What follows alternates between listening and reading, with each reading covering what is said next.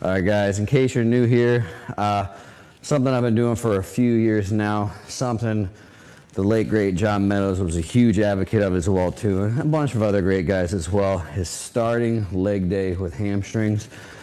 I'm going to say from personal experience and what I've seen with clients, I was one of those guys that for the first 10, 15 years of training, I used to say that I'm just very quad dominant, glute dominant. Like my quads and glutes just basically, I'm like, oh, they grow so much faster than my hams. I don't have very good genetics for hams. Just not staring. And I was a trainer at this point in time, training clients, doing things I'm supposed to know stuff.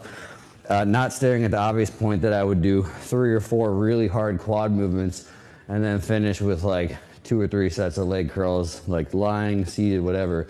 And I'm like, why won't my hams grow? So again, the most obvious thing is prioritize them, start with them. As soon as I started doing that, within 3 or 4 years, I feel like my legs are pretty darn balanced. My hamstrings responded and grew very, very fast. So from a sheer aesthetic standpoint, people are like, why do I do this? Most people are working out to look good. Your hamstrings can really never be too big. I've never actually seen it. And again, depending if you're really training legs hard, training quads hard, which is a great thing if you've got huge quads, odds are you could use some more hamstring. So really simple practice, put them in the start of the workout. Everyone's observed as well too, really doesn't take away from anything else as well too. People are like, oh, is it gonna take away from my squats or whatever?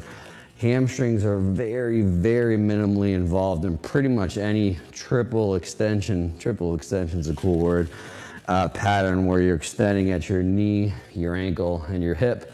They're very, very minimally involved, basically performing an isometric the whole time. So no, it won't take away from your squats or anything else. And my preference is always to start with the seated leg curl. If you're only going to do one leg curl, that's the place to start. 1, for the length it trains, but 2, if you have the thigh pad and you have a belt, then you really have almost no fatigue involved stabilizing your pelvis or stabilizing your torso. Now, again, I didn't say a lying leg curl is bad. If that's all you got, that's all you got.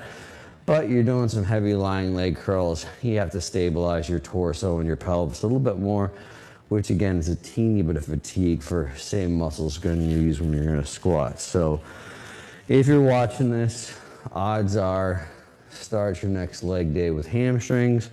Do it for a decade straight and then come back and comment on this post a decade from now and let me know if it was good advice.